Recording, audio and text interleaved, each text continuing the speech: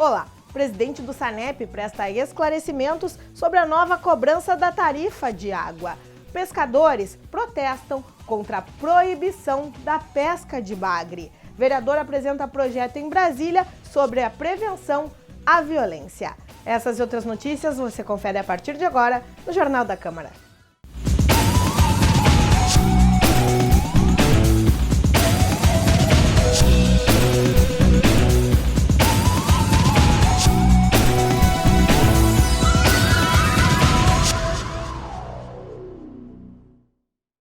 Pescadores fecharam a BR-392 no trecho próximo à ponte de Rio Grande para pedir a revogação da proibição da pesca do bagre. Munidos de cartazes e usando palavras de ordem, os manifestantes que vieram de diversas cidades da região, como Rio Grande e São José do Norte, pediam somente uma coisa: o direito de trabalhar. Fica complicado, né, meu amigo? Porque ser pescador e não poder trabalhar realmente é o fim, né? Que a gente pesca, vive a pesca há mais de 40 anos, né? E pela primeira vez tem que passar por isso hoje, porque é muita lei. Sendo que a nossa lagoa não precisa de muita lei, a nossa lagoa só precisa de água. Água boa, água salgada, fartura o ano todo. Temos a corvina já em primeiro plano que foi proibido, né? E depois agora nós esperava da liberação do bagre e não nos temos, e aí temos comprometido para os próximos anos a tainha também, né? Então o pescador não sabe o que vai fazer. E dia 1º de março sempre liberava. Foi do contrário, trancaram por um tempo indeterminado. Aí já a tainha estava proibida também. O presidente do Sindicato dos Pescadores da Colônia Z3, Nilmar Conceição, falou do motivo da manifestação. Pescadores de Pelotas, Rio Grande, São José do Norte, São Lourenço, estão impedidos de pescar uma espécie, o bagre, em função de um decreto estadual que a gente nos pegou de surpresa. E é o único peixe que tem na lagoa hoje em dia, e a gente está aí com prejuízo, sem poder pescar, e arriscando a trazer o peixe, ser preso pelo IBAMA ou pela Patran, que estão fazendo a parte deles, na verdade, fiscalizando um decreto que é do governo do estado. Um dos principais defensores desses trabalhadores é o vereador Beto Z3, que fala da importância do apoio do Legislativo em manifestações como essa. Estão apreensivos porque não podem deixar de pescar o bagre, como também a questão da tainha, já há uma minuta de projeto para proibir também a tainha no estuário da lagoa, e nós estamos irmanados junto, fazendo a luta em prol dos pescadores, para que o governo revise esse decreto, que dite um novo decreto, baseando outro laudo, que esse laudo possa, né, dizer ao contrário do que o laudo da Fundação Zoobotânica fez. Ontem pela manhã, a Casa Legislativa votou uma emenda ao projeto que regulamenta a atividade das casas geriátricas do município.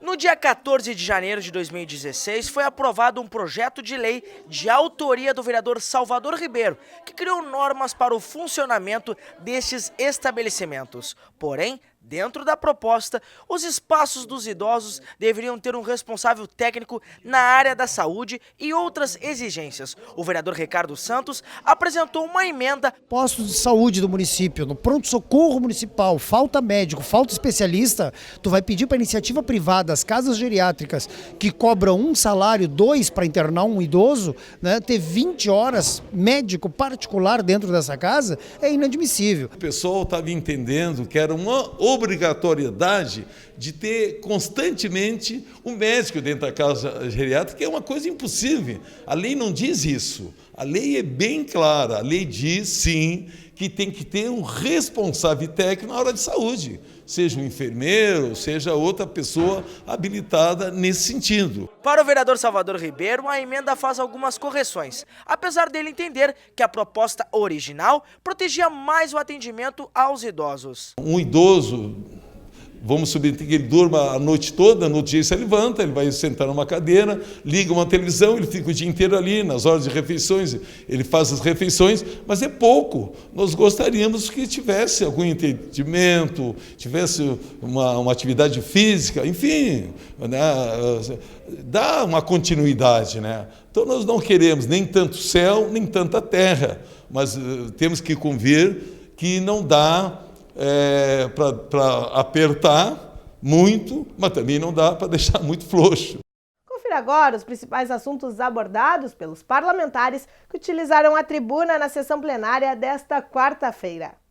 Marcola voltou à tribuna para falar da reunião que aconteceu na casa com a presença do presidente do SANEP, Jacques Reydons.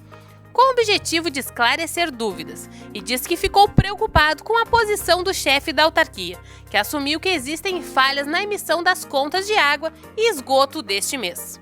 O vereador ressalta que em algumas ruas foram emitidas cobranças com esgoto onde não tem. Segundo ele, apesar de ter votado favorável à lei, não vai concordar com erros e que inclusive protocolou denúncia no Ministério Público.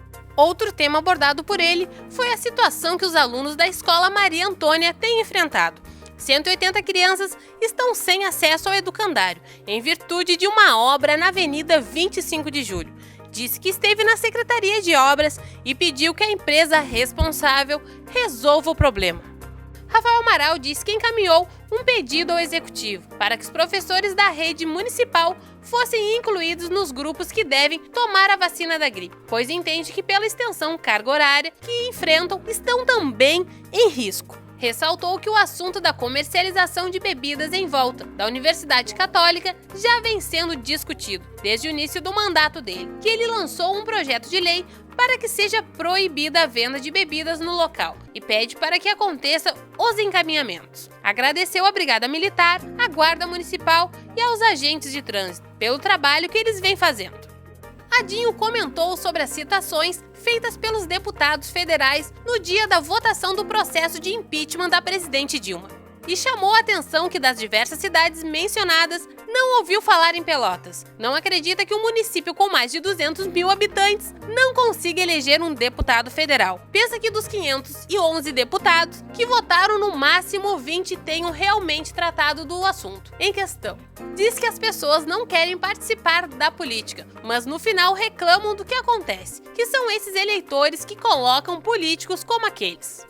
O vereador Marcos Cunha iniciou a fala com a informação de que no dia 2 de maio vai acontecer uma audiência pública, proposta por ele, pelo presidente da casa, Ademar Ornel, e pelos vereadores Anselmo, Adinho, Toninho, Beto da Z3 e Ivan Duarte, para ouvir a população e detectar as irregularidades na cobrança da água. Ressaltou que algumas falhas já foram constatadas, mas que estão prontas para encaminhar administrativamente soluções. Sobre a questão da Universidade Católica, pensa que normas não funcionam sem fiscalização. Citou também que na CPI do SANEP tem-se ouvido muitas pessoas que falaram sobre a morte do funcionário Jorge Coutinho. Inclusive, já se sabe que havia um contrato com a empresa privada para a obra que os EPIs, equipamentos de proteção individual e coletivos, não eram utilizados e que a situação segue praticamente a mesma. Alguns EPIs até foram providenciados, mas os escudos metálicos para proteção coletiva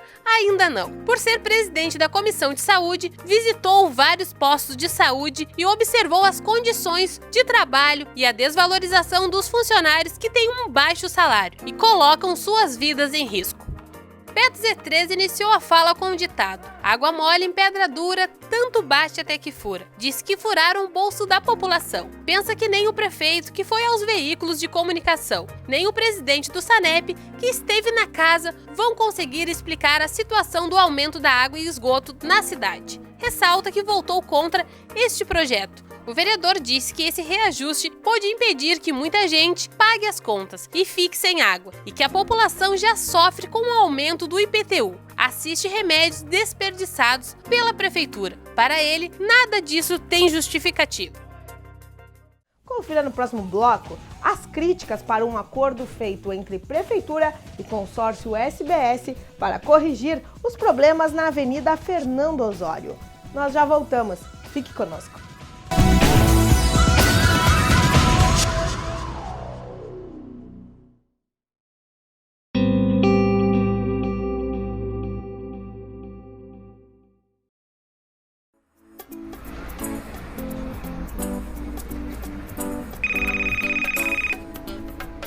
That's so strange. It's like I'm inside my own head. I don't like how my voice sounds.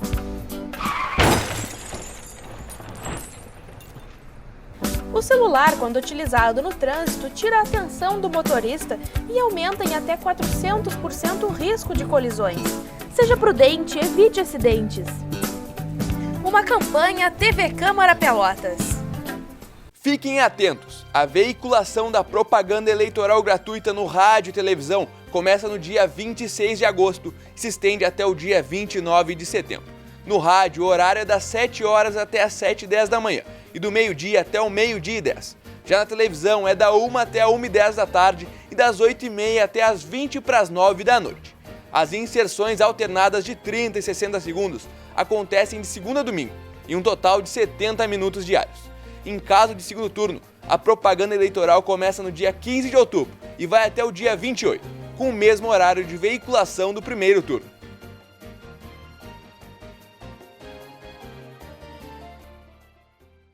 Você tem até 4 de maio pra resolver a situação, tirar o título novo ou transferir de seção.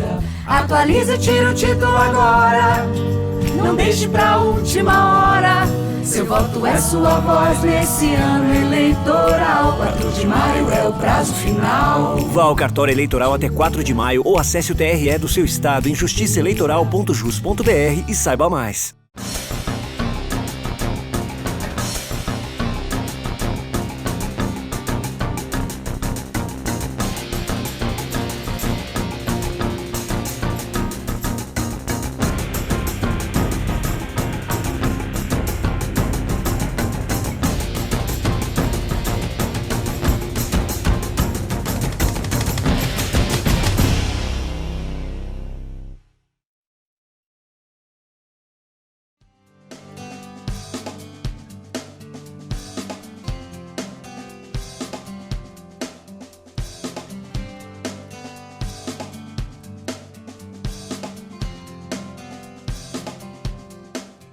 TV Câmara Pelotas, cada vez mais conectada com o cidadão. Use a direita para transitar com veículos lentos. Sinalize com o pisca para mudar de pista. Respeite a velocidade da via. Seja prudente, evite acidentes. Uma campanha TV Câmara Pelotas.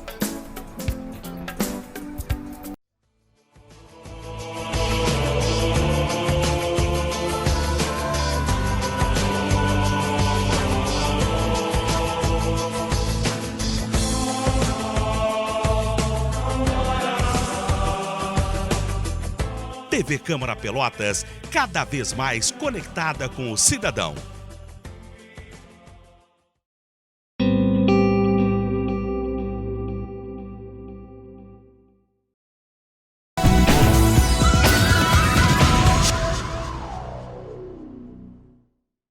Após a sessão ordinária de ontem, o presidente do SANEP, Jacques Reydans, participou de uma reunião com os vereadores na antessala do plenário.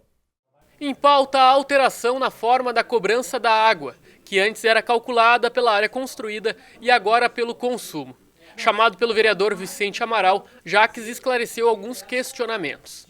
O debate ocorreu no momento em que diversas famílias procuram o legislativo para reclamar do aumento abusivo. Para Vicente, autor da proposta inicial que deu origem ao projeto do Executivo, há algumas distorções na primeira tarifa emitida pela autarquia. Houve falhas, né? E isso foi admitido hoje, né? Porque não é as pessoas procurarem a autarquia, 22 mil pessoas procurar a autarquia, não teria equipe para atender, mas pegar o cadastro único da Secretaria de Cidadania e cadastrando já receber essa que é todos da Minha Casa Minha Vida, todos da Bolsa Família e todos aqueles que se encontram em vulnerabilidade social. Segundo Vicente, dúvidas sobre o hidrômetro e sobre a cobrança relativa ao serviço de esgoto também foram sanadas. Paga mais o hidrômetro e também com relação às taxas de esgoto, que nunca mais pagaremos 100%. 80% onde é coletado e tratado, 60% onde é somente coletado e não tratado e 30% na via drenagem, que tudo era 100% e nada onde é nada. Para o vereador Marcos Cunha, as explicações de Jacques Reydans não foram convincentes. Honestamente até disse que não estava preparado, disse que não sabia responder uma série de indagações que os vereadores fizeram. Por exemplo, como é que eles fizeram a cobrança de fevereiro e março se a lei só entrou em vigor dia 2 de março? Eles fizeram uma cobrança retroativa. Eles têm que fazer a cobrança pela nova lei a partir da entrada em vigor da nova lei, que é 2 de março. Não foi isso que foi feito. A cobrança de tarifa básica por unidade habitacional nos apartamentos também resultou em questionamentos. O custo de levar a rede até aquela localidade é o mesmo de levar uma moradia individual. Quer dizer, estão multiplicando a tarifa básica pelo número de apartamentos quando deveriam dividir a tarifa básica pelo número de apartamentos. Mas também isso ele não soube responder. Alguns parlamentares aproveitaram a oportunidade e convidaram o presidente do SANEP para a audiência pública que vai tratar sobre os temas discutidos na reunião. Ela acontece na segunda-feira, às 7 horas da noite. Na semana passada, a nossa equipe apresentou uma matéria sobre as investigações que estão sendo feitas por parte do Ministério Público através dos apontamentos feitos pela CPI da Fernando Osório. Ontem, a Prefeitura anunciou um acordo entre Executivo e consórcio SBS para corrigir os problemas lá na Avenida. O vereador Marcos Ferreira criticou essa situação. Eu acho que é uma visão muito equivocada. A Prefeitura pagou 8 milhões e meio pelaquela obra, entendo que não tem a necessidade, mais uma vez, a Prefeitura fazer lá. O que a Prefeitura tem que fazer é cobrar que a empresa conclua o serviço, ficou pela metade. Essa é a nossa posição, nós criticamos e iremos criticar e iremos fiscalizar como vai se dar. Tivemos a CPI aqui na casa que acompanhou isso e indicou. Acho que nenhum acordo passa pela Prefeitura fazer qualquer serviço com os recursos que a empresa já recebeu. O projeto do vereador Tenente Bruno sobre a prevenção à violência está participando de um concurso nacional em Brasília. Confira a matéria produzida pela TV Câmara sobre essa iniciativa. Pelotas terminou 2015 com 109 assassinatos, um aumento de 44 casos em relação a 2014. Os índices demonstram a crescente violência no município, tendência registrada também no estado e no país. Dentre tantas histórias marcadas pela brutalidade, está a da cabeleireira Ana Regina Eslabão, que precisou superar o homicídio do filho. Ela vive há 30 anos no Navegantes, uma região da periferia assolada pela drogadição e criminalidade. Jovem cada vez mais vendendo droga, matando, sem motivo, sem motivo, não sei assim como te dizer. A violência também afetou o motorista de ônibus Agenor da Silva Machado, atingido por um tiro no rosto por 2 homens fortemente armados durante uma tentativa de assalto ao transporte coletivo. Todos nós trabalhamos nessa profissão e temos uma mercê disso aí. Isso aí tanto faz ser aqui nessa região de Fragata, como nas outras regiões, e está todo mundo na mesma barca. E pode acontecer em qualquer um de nós. E sem horário do dia também, isso aí está toda hora. Para mudar essa realidade, um projeto de autoria do vereador Tenente Bruno propõe ações integradas da Guarda Municipal com as comunidades, com foco nas escolas do município, para investir numa cultura de paz. O programa, intitulado Prevenção antes da Repressão, tornou-se uma política pública do município, a partir da Lei 6.303, aprovado por unanimidade na Câmara e sancionado pelo prefeito no final do ano passado. Formatamos então esse projeto de prevenção para darmos a nossa colaboração no sentido de diminuir esses índices. E a gente assim se surpreendeu num primeiro momento, quando a gente foi aferir o projeto já em execução, a gente se surpreendeu com a diminuição no número de ocorrências que a gente estava atendendo. Quando a gente transforma, né, algo que estava sendo feito, porém não era ainda lei, então, na verdade, a gente consagra e deixa ele de forma permanente. É aí que a gente muda a história do Brasil, é aí que a gente muda a história da nossa cidade. Então, na verdade, é prevenindo, mostrando um novo caminho, mostrando uma nova possibilidade, onde a violência não tem espaço. Dentre os temas abordados, a importância de preservar o patrimônio público e respeitar as diferenças. O combate ao bullying também é pautado com os alunos, como nessa palestra, ministrada pelo Francisco Ferreira e pela Vilma Souza, no Educandário Piratinino de Almeida. A gente trabalha a questão da prevenção. Para quê? Para evitar de que haja violência na escola, no seu entorno, né? Então, esse é um trabalho de formiguinha, mas que a gente espera que dê resultados. Com as atenções voltadas aos guardas municipais, as crianças ouvem sobre a cultura de tolerância no ambiente escolar. Para alguns, é mais que uma palestra, e sim a oportunidade de vivenciar outra realidade. Estou achando legal até para as pessoas poderem aprender assim, para não fazer bullying com os outros, assim. Você acha que o bullying é uma realidade aqui dentro da escola? É demais, porque fazem comigo também, assim. O que sofre aqui dentro? Por causa do meu cabelo. Me chama de cabelo de vassoura, cabelo de palha, só porque tenho cabelo duro. Eu acho que a gente tem que ajudar uns aos outros por causa do parar com bullying, tudo isso daí mais. Eu acho que assim. Nós chegamos numa escola, isso foi até a semana passada, e aí umas crianças do pré, né, chegaram até nós e nos pediram, por exemplo, um autógrafo, como se nós fôssemos assim personalidades. Pelo tempo que a gente está dentro das escolas, dentro da realidade municipal, a gente já consegue perceber assim o carinho com que a gente é tratado, é recebido nas várias escolas do município. Segundo a diretora da escola, Cristina dos Santos, a violência entre os alunos diminuiu desde a primeira atividade do projeto. A gente nota bastante mudança de atitude, os alunos trazem os relatos que eles têm das palestras, ajuda bastante. E a gente pede muito que eles venham para trabalhar com os alunos a questão da não violência, do combate às drogas, que está muito grande. Segundo a psicóloga Tatiane Dias, programas como prevenção antes da repressão são importantes. Contudo, ela enfatiza que a participação da família nesse processo é essencial.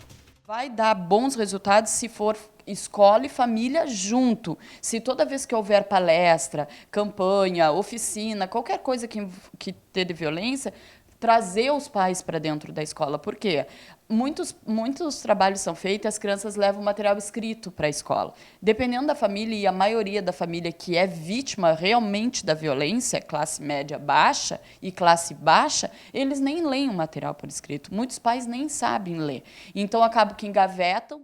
Opinião compartilhada por Francisco Ferreira, que reconhece essa integração como um outro desafio. Muitas vezes os pais estão ausentes da realidade estudantil dos seus filhos. Não existe mais, assim, por parte das famílias, de algumas famílias, o costume de cobrar a tarefa escolar. Então, os filhos chegam em casa, fizeram, não fizeram, tiveram aula, não tiveram, e os pais ficam alheios a essa realidade. Mas, quando acontece algum fato negativo que envolva a escola e seu filho, costumam ir cobrar lá dos professores uma atitude, uma solução para aquele problema. Trabalhar essa realidade familiar de acordo com a escola. Esse é um desafio do programa. O programa deu tão certo que a Guarda Municipal foi chamada para palestrar aos professores e funcionários da rede municipal no seminário planejado pela Secretaria de Educação. Segundo Carla Maria Becker, diretora de gestão escolar e uma das organizadoras, o programa é grande parceiro da rede como política de redução da agressividade no ambiente de ensino.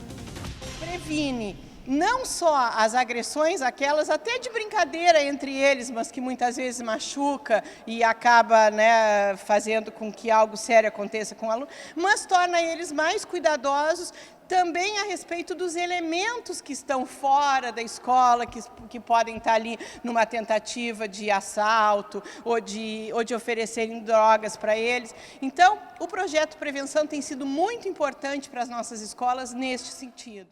E como vivemos em uma sociedade que tem a violência arraigada no dia a dia, contrapor essa realidade é fundamental para que possamos construir um país melhor. A gente visa fazer com que, através da cultura, nós façamos uma mudança brusca nele.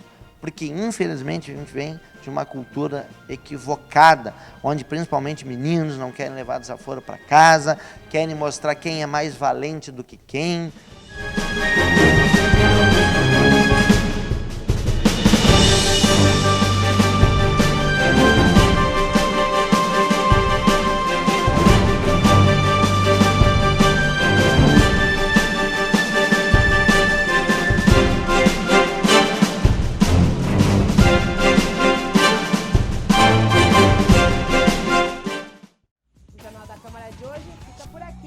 Voltamos amanhã com mais informações do Legislativo Pelotense. Obrigada pela audiência e até lá. Tchau!